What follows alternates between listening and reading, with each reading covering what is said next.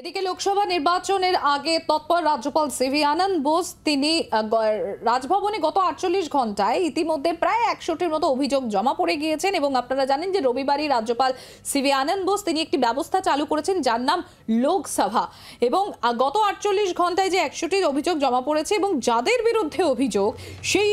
নাম CEO office এবং রাজ্য প্রশাসনের কাছেও ইতিমধ্যেই পাঠিয়ে দিয়েছেন রাজ্যপাল।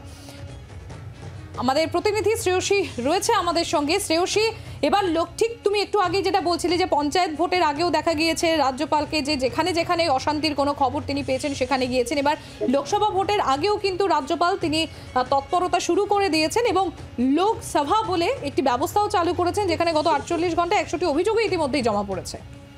একেবারে দেখো, গত রবিবারে আমরা দেখেছিলাম যে এক্ষেত্রে রাজভবনের তরফে বা রাজ্যপাল তিনি নিজে একটি ব্যবস্থা নিচ্ছেন যেখানে তিনি বলছেন যে এক্ষেত্রে সাধারণ মানুষ যাদের কোনো অভিযোগ থাকবে এই লোকসভা ভোট ঘিরে তারা সরাসরি তাকে মেল করবেন এবং সেটা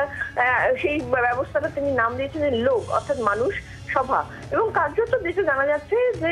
গত দুদিনে এই মাধ্যমে বা এই ব্যবস্থায় প্রায় 100টি অভিযোগ জমা পড়েছে, যার মধ্যে বেশ কিছু অভিযোগ কিন্তু রয়েছে বেশ কিছু ব্যক্তির নামে যাদের বিরুদ্ধে অভিযোগ করা হয়েছে যে মূলত তারা এক্ষেত্রে মানুষকে হুমকি দিচ্ছে অথবা কেউ কেউ এরকম আশঙ্কা প্রকাশ করেছেন যে এক্ষেত্রে ভোটের সময় এই সমস্ত ব্যক্তিরা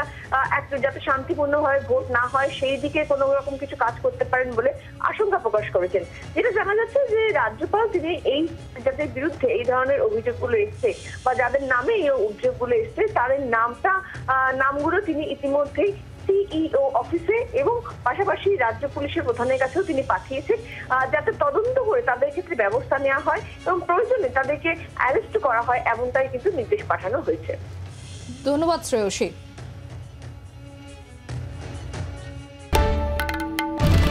বাংলার আওয়াজ, বাঙালির আবেগ, জি 24 ঘন্টা।